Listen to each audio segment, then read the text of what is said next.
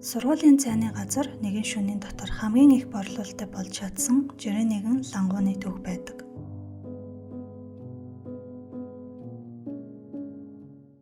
Энэ кино аимшиг кино болохоор гарах хүмүүс нь яг одоо гараараа. За кино маань Кон гэх нэртэй стример залуугийн дүрээр эхлэх бөгөөд сургуулийнхаа цайны газрын тухай худал зургаал тарааснаар эргэлт буцалтгүйгээр бүх зүйл буруу зам руугаа орж байгаа юм. Сайн бацгаана уу? Өнөөдөр хэдүүлээ хоолны газар дүнлэгээ өгөх болно. Нэгэн түүх байдаг. Энэ настан карате бодогаар үйлчлдэг байж байгаад халуун ногоотой хаан ясны шүлөөр солиход түүний хувьд бүх зүйл нь сайжирсан. Гэхдээ түүний хоолны газар ямар ч нэр байхгүй. Би танарт нэг чухал зүйл хэлье. Цайны газрын ихчийн хүн хар тамхины зуучлагч. Тийм болохоор шүлэндөө хогийн ургамал хийх боломжтой энтергээд баахан нотлох баримтгүй худлаа амьдардаг. Хогийн ургамал гэдэг нь хар тамхиг хэлээд байгаа юм л да. Хүн хар тамхины зуучлагч болохоор ээж нь хар тамхи шүлэндөө хийгээд хоол нь ийм донтмоор амттай байгаа юм биш үү дээ гэсэн. Манай энэ гол дүр ер нь л нэг өрөмний өч шиг тэмтэргүй гэж ойлгож болно. За тэгээд энэ л зангаараа тооны доод талд юу байгааг хэдүүлээ харцгаая. Өнөөдөр үнийг илчлэн инээдрэгээд гадаа нойрлоод байгаар чинь тоогооч ихч маань сонсоод гараад ирлүүл яах вэ?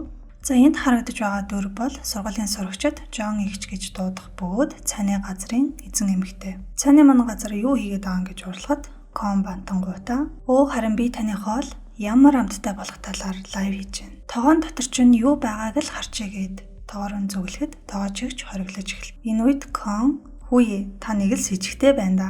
Яагаад ингэж их дургуйцаад байгаа гэд хүчээр харах гэж оролдоно. Харин тоогооч ихч хориглосоор л байхаагаад тэмцэлдэж эхлэх үед санаандгүйгээр тоогоо цохиж унгаагаад шаллаар нэг юм. Манай хүн ямар тавтаргүй нэгэн гэдгийг бүүнөрөө мэдэж байгаа штэ.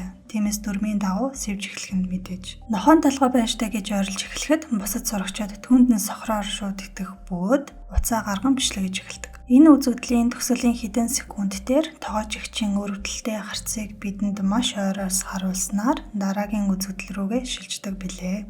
Энэ явдлын дараа манай хүн найзтайгаа хамт өнөөх тогооноос гарч ирсэн гавлын яс юуны яс болохыг нь олох гэж сурга бичгээ эргүүлж чичнийг үзэн харьцуулж чичнийг харна. Найзуудынх нь нэг нь "Кон, чи бол бидний баатар" гэд нуруунд дээр нь зогхоход "Яа л да, надад битгий хүр залуусаа" гэхэд найзууд нь "Хүүе, яатсын" гэд нурууг нь шалгаж үзвэл шивээс хилгээд удаагүй байдаг.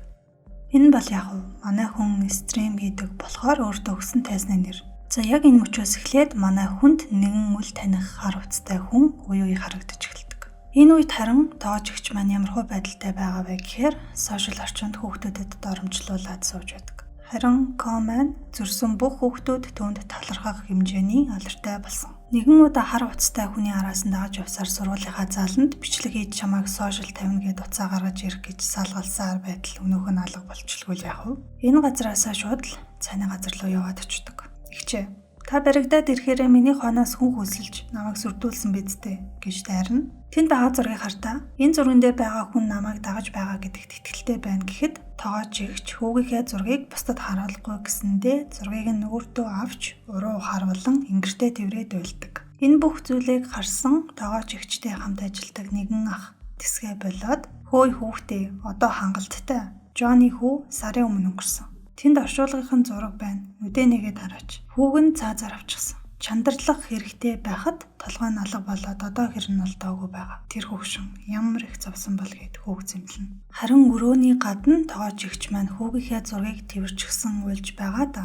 Ер нь хүмүүс нэгэнт байхгүй болсон хүнийхээ зургийг л ингэртээ тэрвэрч наагаад уйлдаг болохоор энэ үзэгдэл дээр л хүүг нь аль хэдийн өнгөрчихсөн гэдгийг нь мэдэж болохоор юм шиг санагдсан. Тоогооч ах ихчээс уучлалт гуйхыг шаардахад эго өндөртэй хүн угаасаа гуйхгүй штэ. "Би ямар буруу юм хийсэн" гэд зөрүүдэлж байх зуур шинжлэх ухааны багш нь хурж ирнэ. Нохооны гавлын яс гэд байсан зүйл чинь үнэн хэрэгтээ дахианы мах. Тэр ясыг лабораторид шинжилүүлсэн. Нотлох баримт нь энэ байна гэд шинжилгээний бичгийг түүний гарт бариулдаг. За тэгээд нөхцөл байдал нэгэнтээ буруугаар ирсэн болохоор нөгөө баатар гэж цоллоод байсан хүүхдүүд нь хормын дотор л өөрийнх нь эсрэг болж хуурдаг. Энэ явдлын дараа манай хүн хан налаад газар суудсан хийсэн зүйлээ эргцүүлж нэг боддог. Найзаас нь утсанд нь линк ирсэн байх бөгөөд сошиал орчин өөрийг нь будаа болгож байдаг.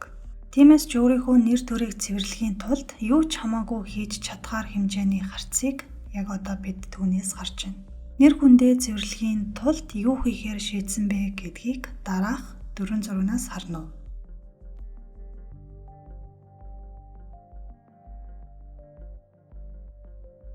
За тэгээд ажилчид тарсны дараа цайны газар өгсөн муураа бариад яг л мууршгээ гитэж ордог. Гарын өрөөлөө гитэж ороход бидний өдөөс ийм зүйл өгтөн.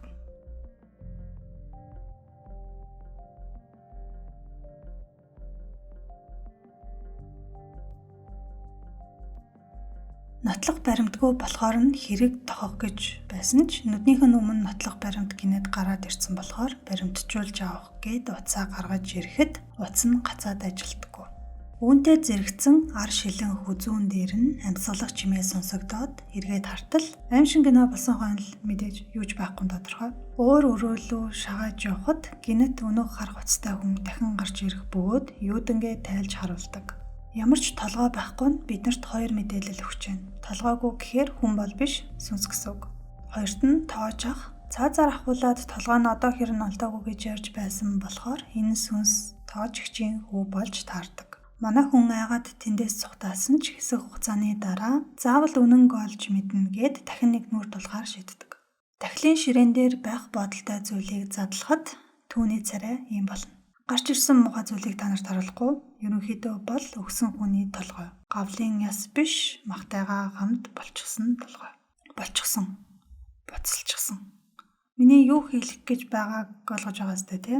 Бүх зүйлийг мэдсэн кон гарах гэж гүйхэд өөдөөс нь өнөөх сүнс гараад ирэнгүүт хойш угарч өрөөрний буланд шигддэг. Гинэд тоогооч игч гарч ирээд хангалттай хүмүн гэж хэлэхэд өнөөх сүнс тэр дороо царнаа долоо болдог.